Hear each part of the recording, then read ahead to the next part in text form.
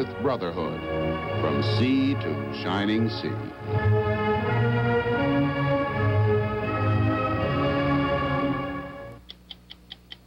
If the Soviet people are not getting much news about the Nixon trip to China, you can be assured the Kremlin is studying it closely. In this 200-year-old renovated Russian mansion, the Soviet Union's America watchers study the United States. The range of publications here in the periodical section of the Institute's library is really quite remarkable. It goes all the way from the Black Panthers newspaper, this cover on George Jackson, to Bill Buckley's National Review. I'm Morley Safer. I'm Mike Wallace. Those stories and more tonight on 60 Minutes. First, the latest out of China. At this moment, the presidential party is getting ready to embark in Shanghai for the long voyage home, with a 9-hour stop at Anchorage, Alaska, and a 9 o'clock welcome home scheduled for tomorrow night at Andrews Air Force Base outside Washington. The president is expected to make a major announcement there and a full report to the nation on the China summit later in the week. In Shanghai, the president and Premier Zhou Enlai issued a communique proclaiming their desire for peaceful coexistence between their two countries.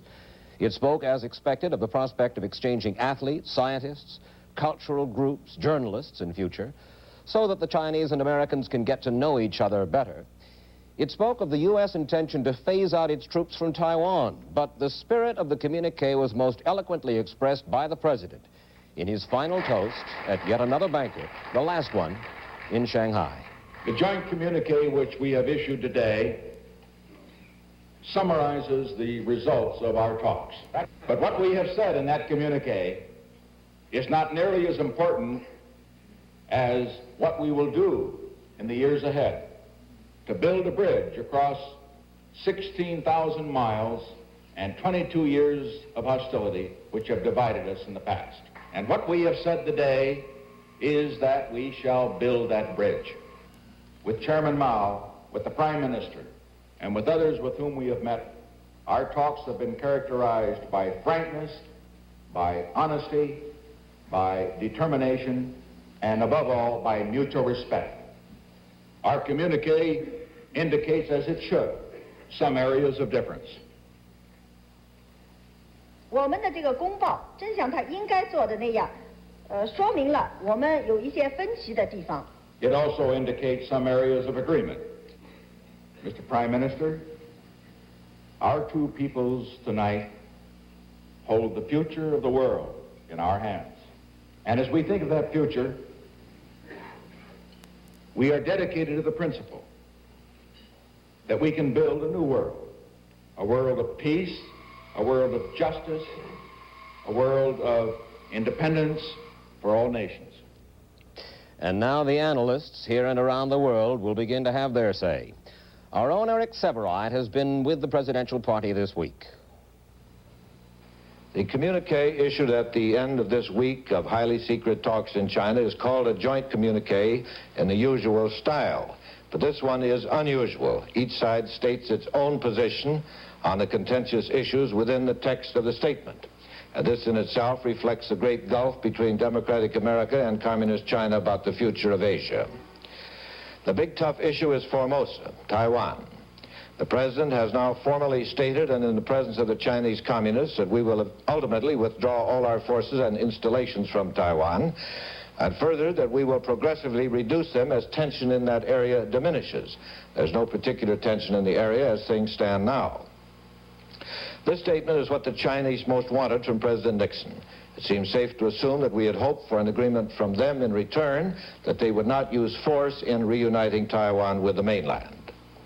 But they give no such assurance unless it was given in private, unrecorded, and to be held secret. On the surface of things at least, since they regard Taiwan as their 30th province, how they get control of it is their business. As far as we know, that is their private and their public position. Furthermore, we do not reaffirm in the statement our treaty with Taiwan. In effect, the treaty is dead. Once our 9,000 troops are withdrawn from that island, the treaty, of course, is meaningless. We repeat that we will continue support to South Korea. We say nothing about withdrawing those 40,000 American troops. But the Chinese communists are in no hurry about that. And the very fact of Mr. Nixon's visit here, his overtures to the Chinese, have already meant that the South Korean leaders have begun to talk very soft to the North Korean leaders. There seems nothing in this statement tonight to dismay either North Vietnam or South Vietnam. No give is apparent from either side in this text. On the immediate scoreboard, the Chinese have indeed saved face. After all, the American president came to see them, and they have, at least publicly, made no concessions. On the scoreboard for the future, probably both sides have gained. As Henry Kissinger said tonight, after the communique was read, it's hard to envisage a stable world peace if the most powerful nation in the world and the most populous nation in the world are excluded from one another. At least that point has been passed. They will not be so excluded in the future. Eric Severide, CBS News, Shanghai.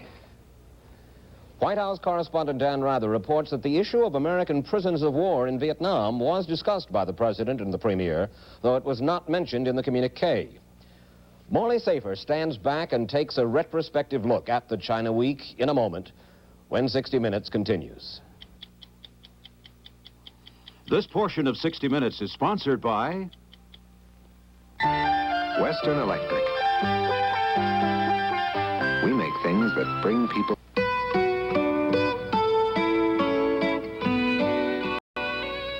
Hello? Mom? Hey, where are you? Are you all right? I'm all right. Come on home. I didn't know what to do, and Mom, I just had to get away for a few days. But your father's very upset. Mother, we've got to talk, and Dad has to talk, and we all have to talk. Okay. I'll take the bus home tonight. And we'll meet you, okay? Okay. Years can separate people. So we make an electronic system that sorts out and routes thousands of phone calls a second. It helps one person find another. Helps some people find themselves. Western Electric. We're at the heart of the Bell system. We make things that bring people closer. Well, it's been some week. Some people may feel that they've seen enough of China to satisfy them for some time. Others feel that they've learned nothing really new about the country, even after the barrage of verbiage that all those reporters have been hammering at us for almost a week now. For example, we saw an army of people shoveling the snow in Peking the other day while we listened to a polemic about totalitarianism. Everyone but the official party, it seemed, lost their sense of humor. Their sense of history, however, remained intact. History, it certainly was. Who would have thought only a few years ago that we would be witnessing this? Richard Nixon being officially received by the People's Republic of China. Last Sunday evening American time, two eminently political statesmen, masters of the art of survival, shook hands at Peking Airport. And if the 22-year misunderstanding was not entirely wiped out in the flight of Air Force One, at least it began to dissolve when the band of the People's Liberation Army swung into the anthem of the United States.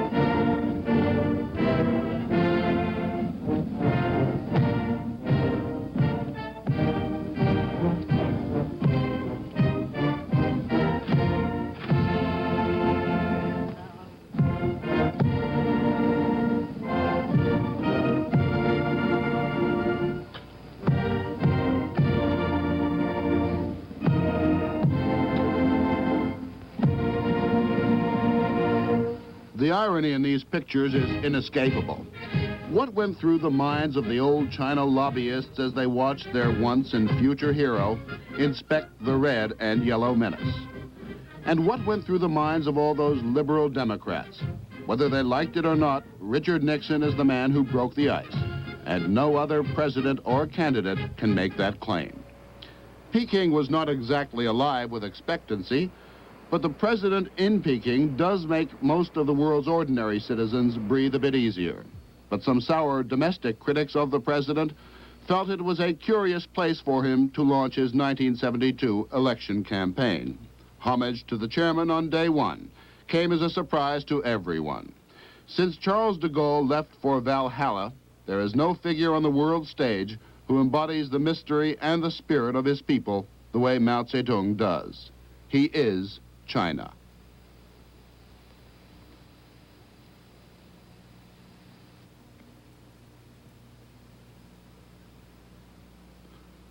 The chairman seemed hearty and in good health, stilling yet another round of rumors that he was dead.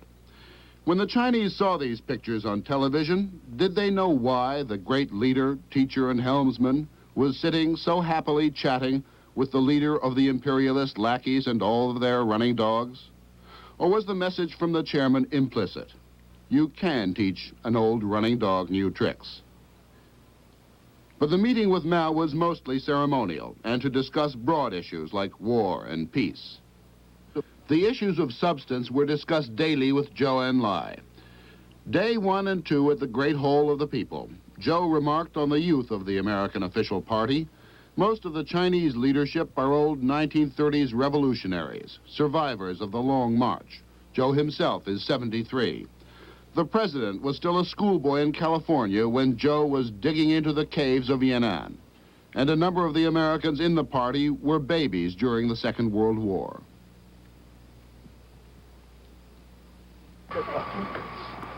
On day 3, Zhou came to the president's guest house. By then, the official correctness of the visit had shaken loose a bit. The Chinese press and television were telling people about the trip. You can't hear us. But not a word leaked out of these private meetings. The president and Zhou remained officially inscrutable.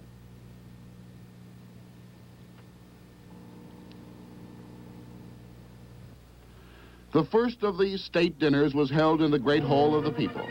The People's Liberation Army Band played dinner music, Home on the Range, and other selected Chinese favorites. And the world was treated to its first ever pictures of the first family eating with chopsticks. One small bite for the Nixons, a giant banquet, perhaps, for mankind.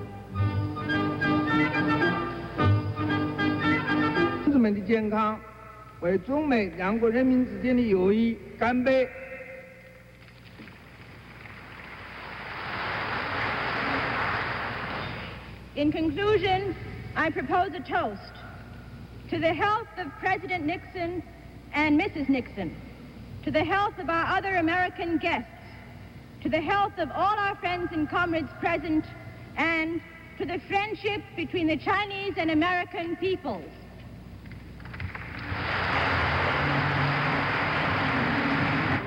Chairman Mao has written, "So many deeds cry out to be done.